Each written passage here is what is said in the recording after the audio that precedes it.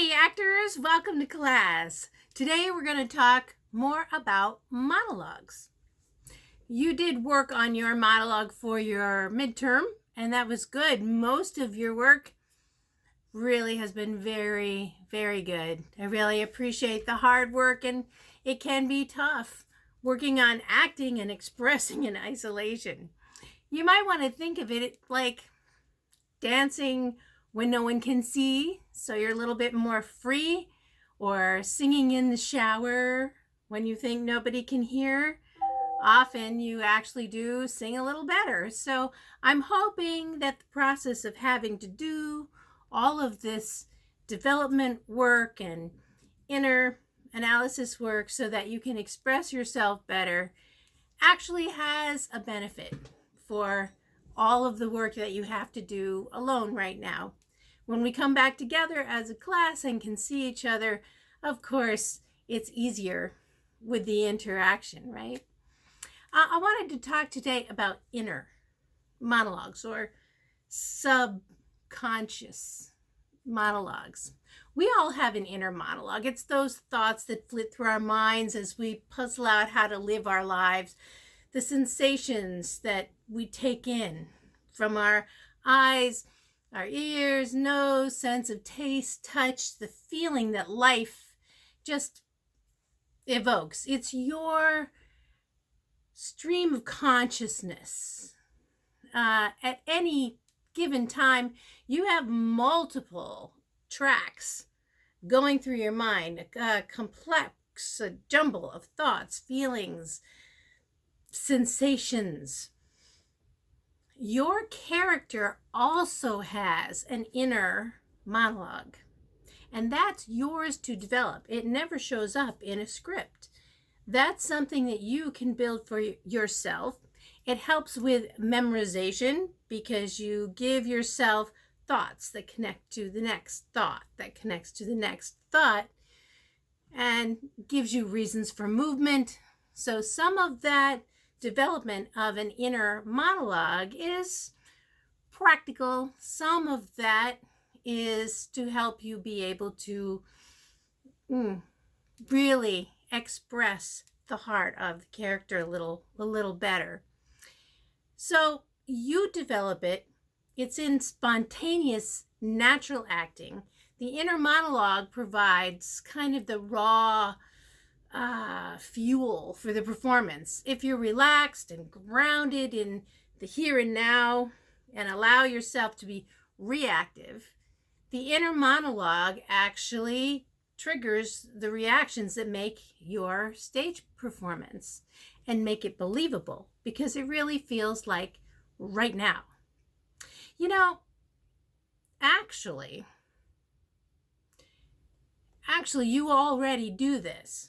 Maybe not you're aware and maybe not consciously, but becoming aware of that role, the inner monologue, can really play, in our acting. It gives you a little space to move around in so you don't become robotic.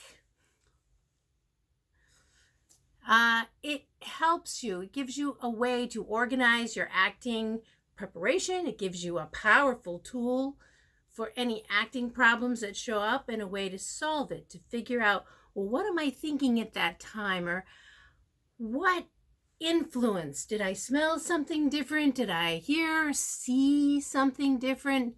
Was I tasting something that gave me an idea? One of the most powerful ways to use that inner monologue is believability. For example, if you're giving a loving monologue, you might want to focus on thinking about things that your acting partner has. You have to work with them. You might not be in love with them, no, but you can become friends. You will develop a relationship. You will find things about the other person that you actually kind of like or you think are funny. So if you had to give a loving monologue with your acting partner, you would want to focus on the things that are real there, really, that you like about that person. Many times when you're in an acting group and you do shows together as a group again and again and again, you kind of build up some chemistry. You have some history. And that helps too, because you know a lot more about the real person behind the character. And you can find things about that real person that you like. So maybe it's their eyes or the way they share energy on stage, if they really do. Maybe it's the sound of their voice or their style of signing. Maybe it's their shared commitment to the theater and how professional they approach the work. Your inner monologue lines could be things like, I just want to fall into your eyes. You're such fun to be with on stage. Thank you for helping me run lines. The power here is that the emotions are real. They're based in real life. One word of warning about that. You have to work carefully to sort out what you're doing as an actor and what the real interpersonal relationship is. So they should be separate, especially if the stage relationship is a negative one. You don't want to carry that negative fake relationship. You don't want to bring that into real life. You want to still be able to enjoy the other person, enjoy the show, and still have a relationship with that other person in the future.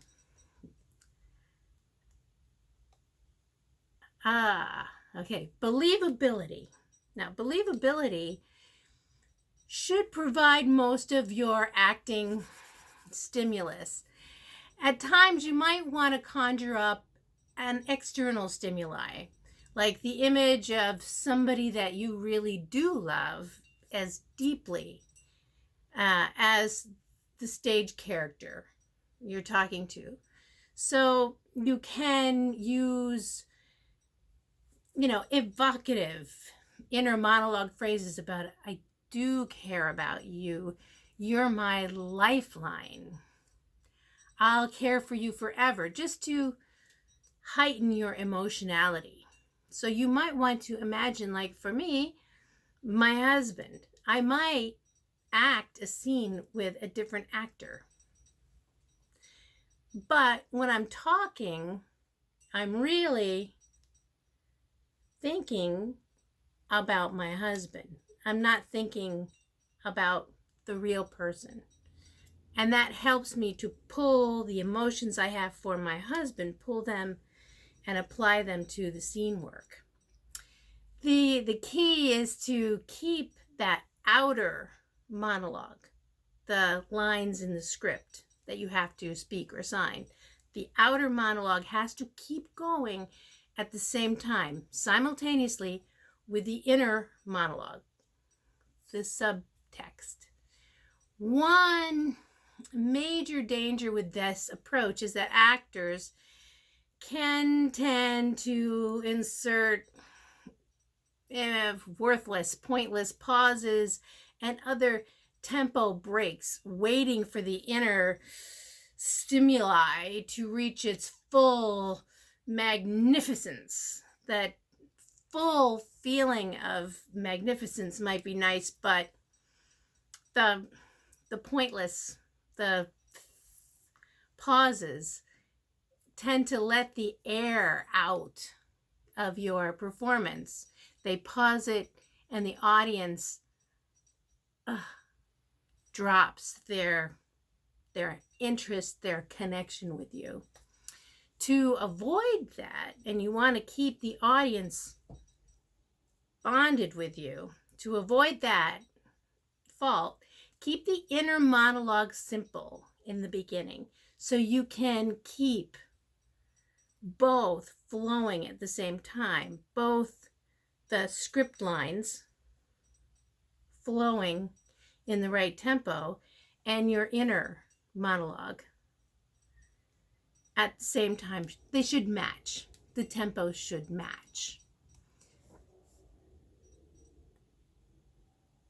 Oh, I wanted to let you know, don't be afraid to expand your use of your inner monologue stimuli, but allow it to be what it is and allow it to keep moving. For example, suppose you choose to visualize a snake because that stimulates terror. You think snake, but you can't see it. You can't have it impact you. You just see like the word snake. You don't really feel it. Okay? What do? You have an inner monologue, but it's not working. It's not connecting, and it's not giving you an emotional response. You need to relax. Just relax and move on. Keep the outer monologue going until you can connect again to your inner monologue.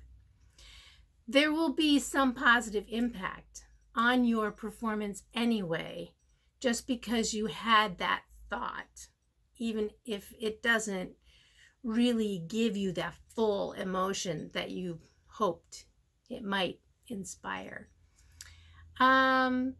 That impact, as you rehearse, will grow over time, and you won't, kind of let the air out of your performance.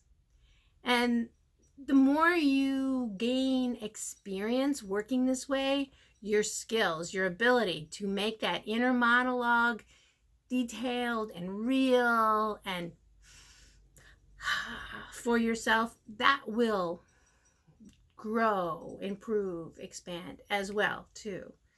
So the next step in our acting class will be working on scenes. So you're going to want to be able to use this inner monologue when you're talking to your cat, or you're having to talk to an empty chair and then switch. That's one difficulty of having to work in isolation on the computer. Maybe you're really talking to your mom, but you're trying to have a romantic scene. Ugh. How do you do that? Well, the way you do that is you have this inner monologue. You might not be thinking, that's my mom.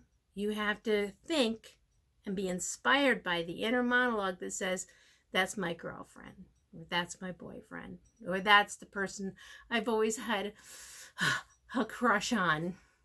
Okay? I think that's all I really wanted to pull for you today, talking about inner monologues and the outer influence. So I hope you keep working, practice, watch everything you can. You will see things that you like. Remember them. If you hear a line you really like, remember that, or an accent, or a sign style. All of those become tools that you can use for yourself and build into future characters. Sometimes that helps when you meet an annoying person too. Well, it was a worthless day to have to talk with this annoying person, but watch them. Why do they annoy you? What gestures? What body language? What posture? What do you see? Is it facial expression that bothers you? Is it their body language? Is it their voice, tone? You could copy that and apply it to an annoying character in the future. So it's nothing. No time is just wasted. Everything, every interaction you have, every person you meet, every new experience you have, every movie you watch, all of that is collecting actor information for the future. Okay, I'll talk to you soon. Enjoy the rest of the day.